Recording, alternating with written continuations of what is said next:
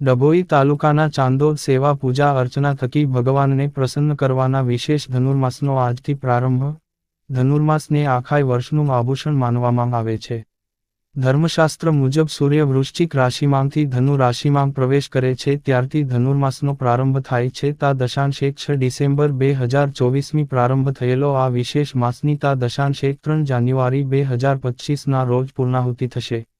સેવા પૂજા અર્ચના ભજન વ્રત કીર્તન ધ્યાન આરાધના થકી ભગવાનને પ્રસન્ન કરવાનો શ્રેષ્ઠ મહિનો ગણાતા ધનુર્માસનો આજથી પ્રારંભ થયો છે ત્યારે વડોદરા જિલ્લાના નર્મદા કિનારાના પ્રસિદ્ધ તીર્થક્ષેત્ર ચાંદોદ નગરની મધ્યમાં આવેલા પૌરાણિક શ્રી રણછોડજી મંદિર ખાતે આખાય માસ પર્યંત સવારે 8 વાગ્યા કલાકે દિવ્ય આરતી સાથે મીઠો ખીચડો તીખો ખીચડો સહિતના વિવિધ ભોગ ભગવાનને ધરાવવામાં આવશે જેનો નગરના શ્રદ્ધાળુઓ રોજેરોજ લાભ મેળવશે। આ મહિનો તીર્થ સ્થળોની યાત્રા ધર્મ તપસ્યા આરાધના જપ તપ માટે પણ વિશેષ મહત્વપૂર્ણ કહેવાયો હોય તીર્થક્ષેત્ર ચાંદોદના પૌરાણિક મંદિરો ધાર્મિક સ્થળોની મુલાકાત સહિત નર્મદા સ્નાન અર્થે પણ શ્રદ્ધાળુઓ આ માસ દરમિયાન પધારશે।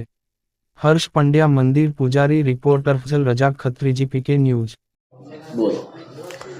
જય રણછોડ ચાણોદના મુખ્ય માર્ગની અંદર બિરાજમાન શ્રી રણછોડરાય ભગવાન કે જ્યાં આગાડી દર વર્ષની માફક આ વર્ષે પણ અહીંયા આગળ ધનુર્માસનો ઉત્સવ અહીંયા આગળ ઉજવવામાં આવે છે।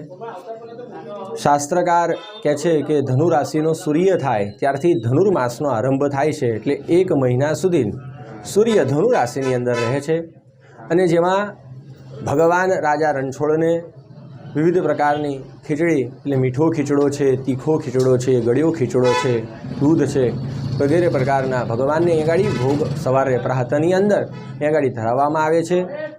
રણછોડરાય સેવક મંડળ દ્વારા ભક્તો દ્વારા મંદિર દ્વારા અહીંયા આગળ ભગવાનની દિવ્ય આરતીનું પણ અહીંયા આગળ સવારે 8 વાગ્યાના સમયની અંદર ભગવાનની આરતીનો લાભ બધા ભક્તો લે છે અને સાથે ભગવાનને ભોગ વાનગી ધરાવી ભગવાનની પ્રસાદી ગ્રહણ કરી ધન્યતા અનુભવે છે।